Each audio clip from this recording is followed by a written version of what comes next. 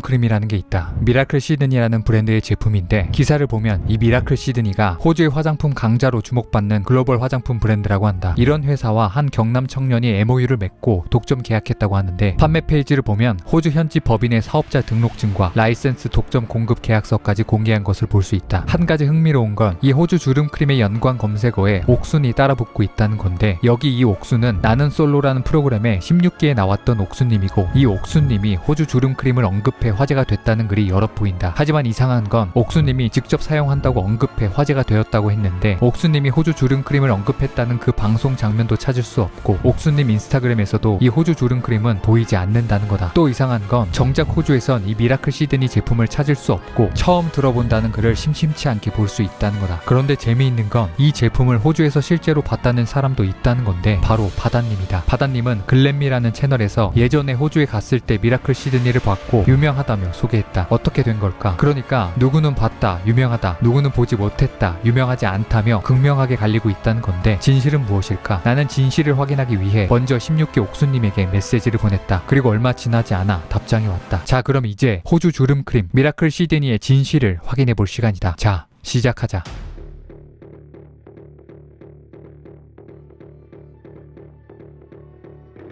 나는 옥수님에게 미라클 시드니 호주 주름 크림에 대해 물었다. 그러자 이미 알고 있다는 듯 바로 사기라는 답이 돌아왔다. 그 크림을 본 적도 호주의 호자도 꺼내본 적 없다고 한다. 이게 어떻게 된 걸까? 나는 호주 주름 크림 옥순 키워드의 검색량을 확인해봤다. 그래프를 보면 6월 6일에 처음 검색되기 시작했다는 걸 알 수 있다. 이때쯤 무슨 일이 있었다는 건데 더 찾아보니 한 영상을 찾을 수 있었다. 나는 솔로 장면 같은데 옥순은 자신이 피부과를 운영하고 있고 나이는 49이라며 소개하자 다른 출연자들이 놀라워하는 모습이다. 순자가 화장품 뭘 쓰냐고 질문하자 옥수는 호주 주름 크림을 사용하고 있다고 말한다. 그러니까 사실 호주 주름 크림에 따라붙은 옥수는 16기 옥수님이 아니라 다른 기수의 옥수님이었던 걸까? 아니, 이 영상은 현재 SBS에서 방영되고 있는 진짜 나는 솔로 영상이 아니다. 영상을 다시 보면 나는 솔로가 아니라 나는 리턴 싱글이라고 적혀있는 게 보이는데 옥순이라며 자기소개하는 이 사람도 찾아보니 나이는 49이 아닌 30대였고 직업은 배우, 나는 솔로에 출연한 적도 없고 피부과를 운영하지도 않는 것으로 보였다. 그러니까 이 영상은 나는 솔로와 비슷하게 만든 가짜 영상이라는 건데 나는 솔로는 지금까지 출연한 출연자 숫자만 300명이 넘기 때문에 나는 솔로라는 프로그램을 알기만 하거나 가끔 보고 챙겨보지는 않는 사람들은 이런 가짜 영상에 충분히 착오에 빠질 수 있다는 거다. 그럼 이 영상의 목적은 무엇일까? 나는 옥순을 연기한 이 사람에게 영상에 대해 물었다. 그러자 광고는 광고로 보라는 답과 함께 업체 쪽으로 연락하라는 답장을 받았다. 여기에서 알 수 있는 건 이 영상이 명백히 광고를 목적으로 만들어진 가짜 영상이라는 거다. 실제로 이 영상은 광고로 활용되고 있었고 미라클 시드니 홈페이지로 연결되고 있었다. 이 광고 영상이 게재된 날짜는 6월 3일. 광고가 전파되는 시간을 생각해보면 호주 주름 크림과 옥순이 함께 언급되기 시작한 6월 6일과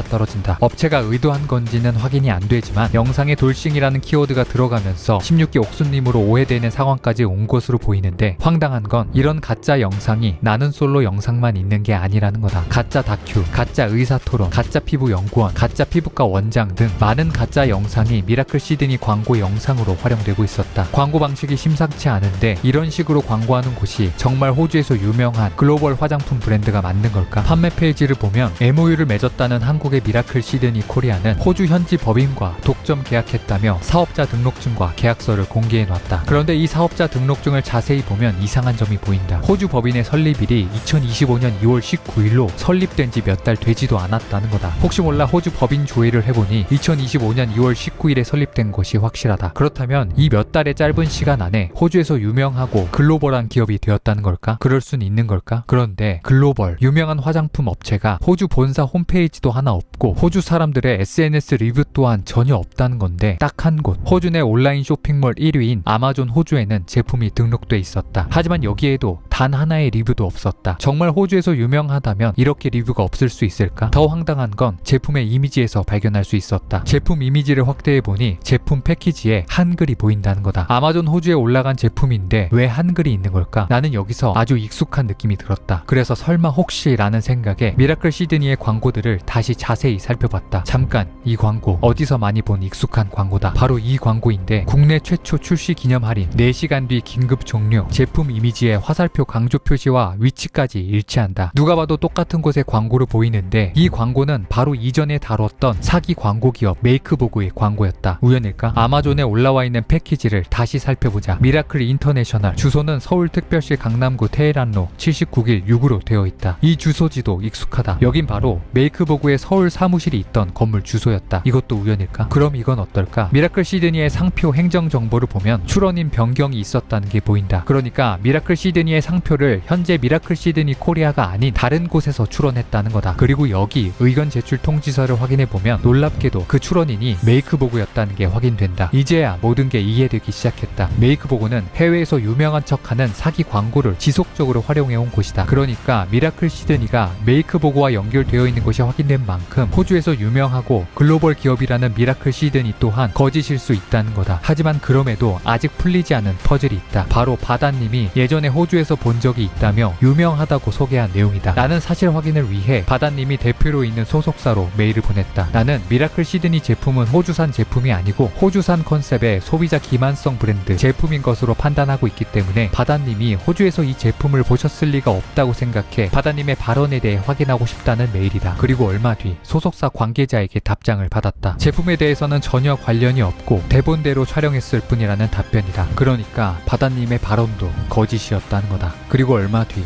바다님의 영상은 비공개됐다.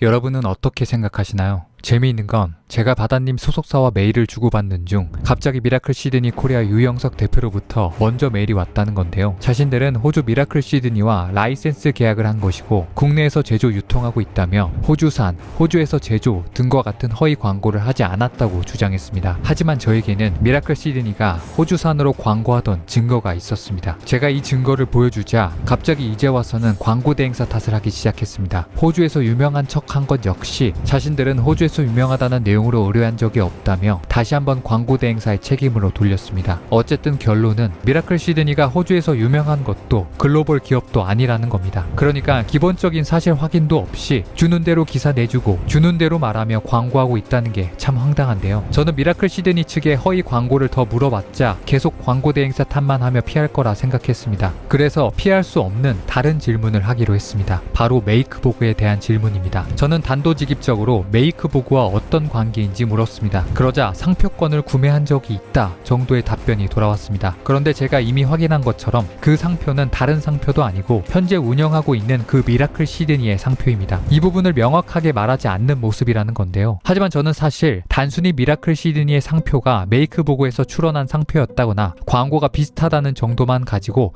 메이크보그와의 관계를 물어본 것은 아닙니다. 100번 양보해서 광고는 비슷할 수 있고 상표 또한 그저 거래 정도는 얼마든지 할 수 있기 때문입니다. 하지만 이건 어떨까요? 미라클 시드니는 경남 청년이 해냈다면서 호주 현지 법인과 MOU, 라이센스 독점 공급 계약했다는 내용을 판매 페이지에서도 적극 활용했습니다. 그런데 만약 이 호주 현지 법인이라는 곳이 사실 한국 회사, 그것도 메이크보그의 소유였다면 어떨까요? 이건 제가 입수한 미라클 시드니 호주 법인에 대한 서류입니다. 이 서류를 보면 미라클 시드니의 100% 지분을 소유했다는 곳의 정체가 바로 메이크보그라는 겁니다. 사실상 메이크보그가 이 모든 판을 짠 것으로 해석할 수 있는데요. 이것에 대해 묻자 메이크보그와의 경영, 소유, 운영 관련 연계성은 일체 없고 정식 라이센스 계약만 체결한 독립적인 법인이라는 답변이 돌아왔습니다. 그리고 미라클 시드니 호주 법인이 메이크보그 소유인 걸 몰랐다는 듯 주주 정보를 주고받지 않는다는 답변도 왔는데요. 저는 다시 정확하게 몰랐다는 건지 물었고 결국 호주 법인이라는 미라클 시드니가 한국 회사에서 설립한 사실상 한국 회사인데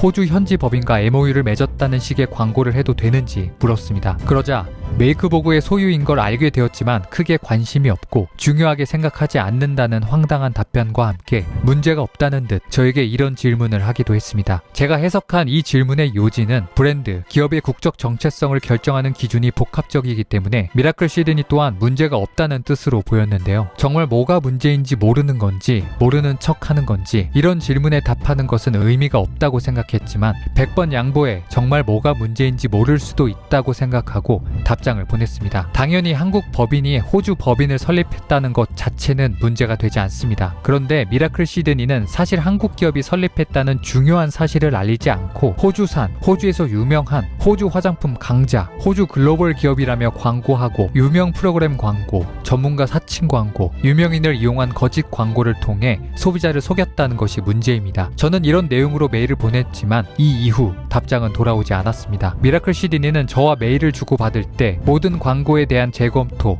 빠른 시정 조치를 하겠다고 했습니다. 하지만 지금도 여전히 소비자 기만적인 광고는 계속되고 있습니다. 그러니까 더 이상은 몰랐다며 광고 대행사 탓도 할 수 없다는 말입니다. 메이크보고는 칸세츠라는 일본에서 유명한 제품인 척하다 걸려 일본 주요 뉴스까지 탔었고 이탈리아, 영국에서 유명한 척 사기치다 걸렸었습니다. 이제는 호주에서 유명한 척 호주 법인까지 만들어 사기판을 짜다 또 걸린 겁니다. 이들은 사람을 속이는 방법을 연구하는 듯 점점 더 교묘하고 교활한 방법으로 사람들을 속이고 있는데요. 메이크보고 대표 한준영, 미라클 시드니 대표 유영석, 이 이름을 꼭 기억해 주셨으면 좋겠습니다. 이런 놈들이 사기 광고판 안에 있는 한, 이런 놈들이 짠 사기판 위에서 많은 분이 마냥 당하지만은 않도록 언제가 되든 얼마나 걸리든 포기하지 않고 끝까지 추적하겠습니다. 사망요우였습니다.